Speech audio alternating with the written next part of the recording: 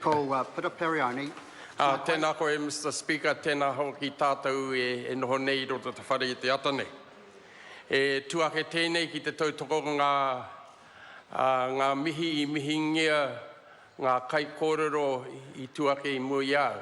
Engari e te tuakana e Adrian, e mihi hoki ki a koe, nau nei I hakaritingia wa tātou noho I te atane.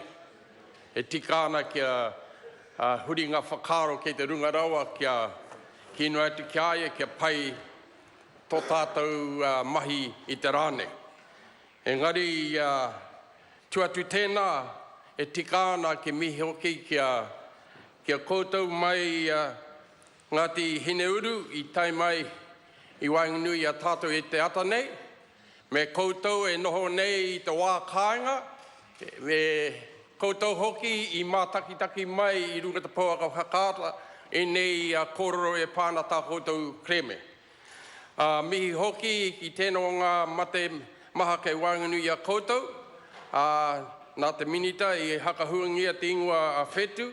Me nā te mea koe te tahi I kawe atu tēnei kaupapa I runga te hikoitanga o tēnei take ki te wharene. Mihi hoki ki aia, ki te tūhonohono ki tēnā o ngā mate ke Wainganui a mātou mai te tai tukarau. Nā ko manuera tohu tēnā, koe te tahi o ngā pau o te kohanga reo. Nā reira, e tika ana kia mihi tonu kia rātou. Ka hoki mai kia tātou te hungora, tēnā koutou, tēnā koutou, tēnā koutou. Mr. Speaker, on behalf of New Zealand First, I stand to support this bill in its second reading. And as an earlier speaker pointed out, this is the opportunity to report on the submissions that were presented to the Maori Affairs Select Committee, of which I felt privileged to be a member of. The Minister quite rightly points out that the bill is about settling all claims, providing cultural redress to the iwi, together with financial redress to allow them to go forward in terms of the economic development of the iwi. Can I say, Mr. Speaker, that the committee heard or received 13 submissions. A majority of them were in favour of the bill. However, there were one or two who spoke in opposition to the bill, and a number of concerns were also raised by those who supported the bill. Not least of all, the concern was that as a niwi, they had not been recognised by the system, and I'm talking about the Department of Statistics. And if members can recall that during the first reading of this bill, I expressed my envy of Ngāti Hineuru, whose population, according to the information that was provided us, was 1,500, around the vicinity of 1,500.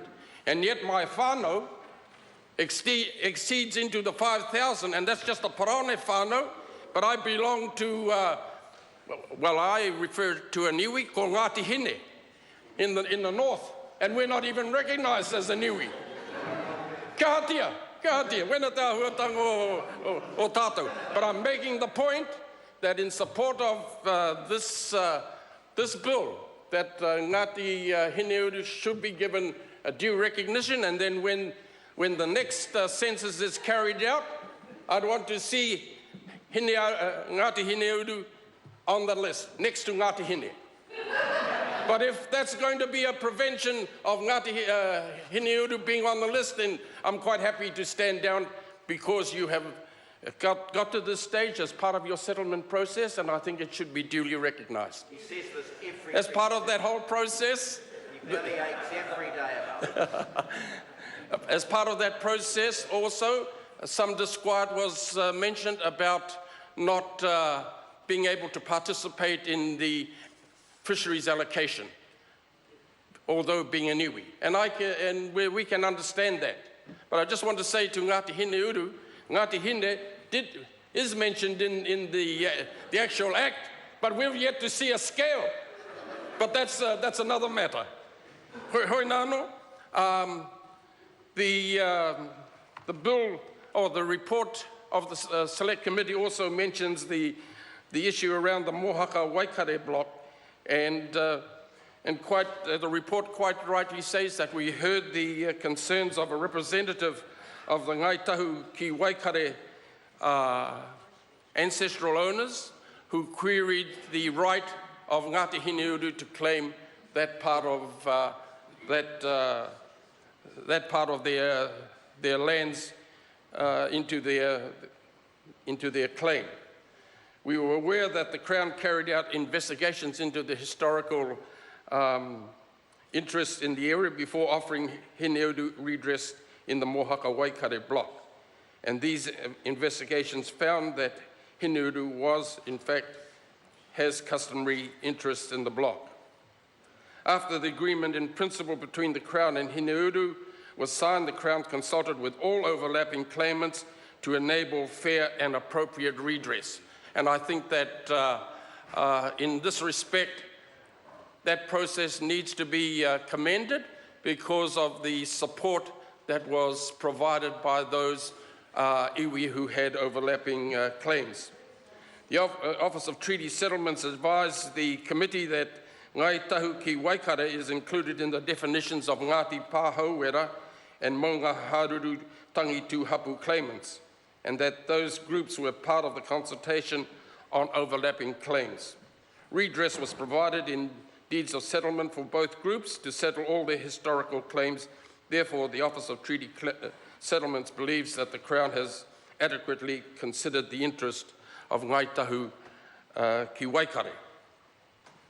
Mr.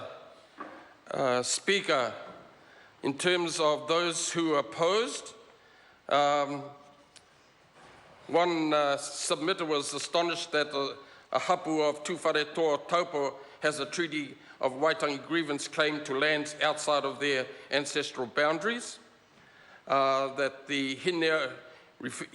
refer to Hineuru as a hapu alongside other Tūwhare Toa hapu, has received pūtea from land sales beginning in 1859 through to the 1900s, and that Hineuru was a major beneficiary of the Mohaka Waikare land during the gift back of confiscated land, including the Tarawera, Tatarakina and Pohokura blocks. Mr. Speaker, we also heard from another submitter who objected to the claim settlement bill pertaining to the Waitara block the Crown retained after confiscation in 1869. But before I conclude, Mr. Speaker, I just want to support some of the comments made by the Green spokesperson in terms of this bill not being a complete settlement in terms of iwi groups. But we do acknowledge the contribution that these settlements make to our nation.